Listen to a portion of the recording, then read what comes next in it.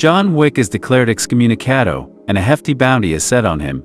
After he murders an international crime lord, he sets out to seek help to save himself from ruthless hitmen and bounty hunters. But what happened next will shock you. Let's start our movie. John Wick is on the move in New York City because a global bounty on his head is about to go live, and he's running low on resources.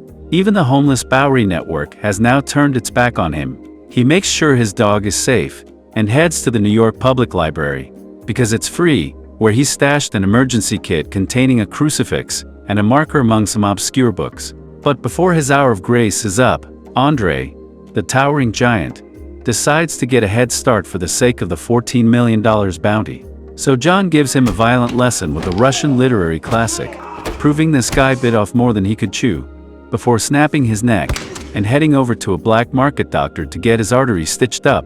With seconds literally ticking away until all underworld services are suspended, John is forced to finish the procedure himself.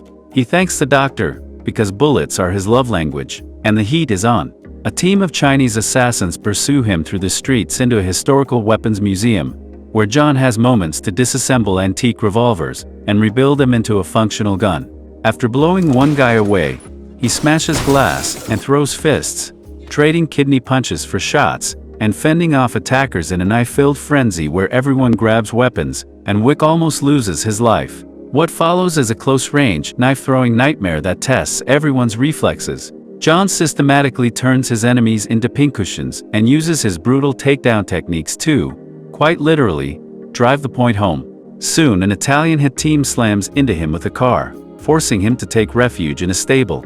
Here, John gets creative, slapping horses into kicking enemies, and riding one back onto the city streets. What follows is a stunning chase through the city with biker assassins on his tail. John proves himself a skilled rider, taking down enemies mid-gallop, and sliding through the chaos to survive. His bounty has now increased to $15 million.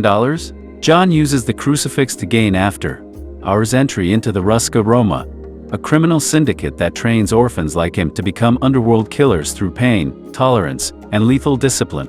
The director should excommunicate him, but it turns out the Belarusian crime family honors a one-time ticket, burning him out of their ranks permanently. John seeks passage to Casablanca.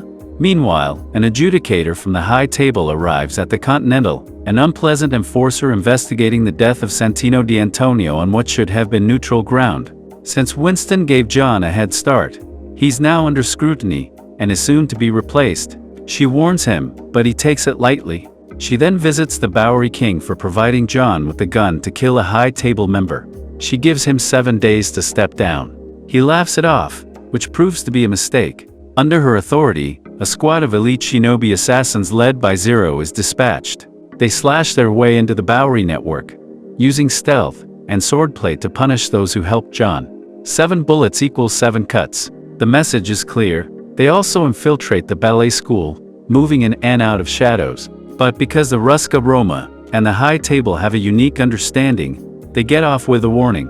In Casablanca, John is recognized and nearly met with hostility, but the manager of the Moroccan Continental grants him amnesty. Turns out she's an old acquaintance, Sophia, who once received a favor from John, hiding her daughter, even from herself. John now calls in his marker. He wants to meet the elder, the one above the High Table. Sophia reluctantly agrees. They visit Beretta, the oily manager of the local mint producing gold coins. He knows where the elder is, but in exchange, he demands one of Sophia's dogs. When she refuses, he shoots the dog. Sophia snaps and turns the meeting into a bloodbath. Unlike John, she maintains composure, limiting her revenge to leg shots. He shot my dog again. Together, they fight their way out of a bazaar filled with Hashishans using flawless gunplay and combat-trained dogs who act as deadly support units. No perch is safe. These animals leap to kill, and John handles his share of combat before Sophia drives him out into the desert. She parts ways with him after a final goodbye. Following Beretta's vague directions, John embarks on a spiritual trek, walking through the desert under the stars until he collapses from exhaustion. He wakes in the presence of the elder, known as Altair, the man who rules over all assassins. The elder agrees to lift the bounty and reverse John's excommunication if he swears allegiance forever and assassinates Winston, who's seen as a growing threat. John agrees, cuts off his ring finger in fealty, and is given a fresh suit before returning to New York. But assassins still try to kill him the moment he arrives. Thankfully, shadow-wielding ninjas working under Zero keep him alive, hoping to deliver him to their master. John isn't impressed with the vanishing act tricks. They're nothing he hasn't done before. He steals a motorcycle and is pursued by ninjas in a high-speed, sword-wielding chase. He takes them out using blades and wheel kicks, ending with a crash that lands him at the Continental's front steps, his only sanctuary. Zero stops, respecting the hotel's neutral ground. He fanboys over John while waiting. "We're the same, you and I," he says. John meets with Winston upstairs, who offers him a choice: die a loyal servant, or survive a free man. Winston won't resign. John decides not to kill him. The adjudicator calls in reinforcements and deconsecrates the Continental, removing its neutral status. The concierge arms John while the guests vacate. Zero and his students begin the assault. The high table sends armored enforcers in a murder bus. The hotel staff fights bravely, but the enemy is equipped with full-body armor. John's usual headshots aren't enough. He and the concierge head back to the vault for armor-piercing weapons.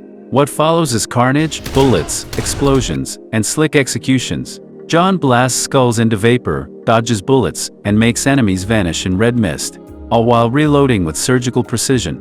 Eventually, John ascends into the glass floor of the Crystal Skull's chamber, only to face Zero's students in ambush-style strikes. They shatter glass displays in a blur of martial arts. But once the swords come out, John turns the tide. He manipulates their positions into friendly fire and takes revenge, blade for blade. Next up, the Ray twins, a formidable duo who match John's speed and skill. They respect him, fighting fair. And after a brutal belt versus karambit sequence, John body slams them both through the floor, but spares them. Then comes the final boss, Zero himself, played by Mark Dacascos. They clash in a stylistic sword fight with Tekken-like flair. But after 2 hours of relentless dueling, it's all a blur.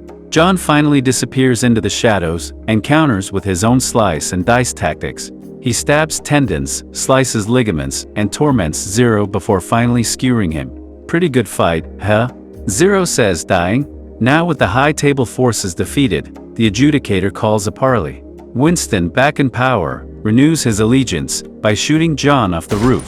John hits the pavement in what should be a fatal fall, but his body vanishes. Turns out, the Bowery King survived his punishment and is healing underground, burning with vengeance. He and John, both betrayed, are now aligned. Why? Because John Wick refuses to die. Thanks for watching. If you enjoyed this full-on recap of John Wick 3, hit that subscribe button and drop a comment about what you'd like to see next. Take care.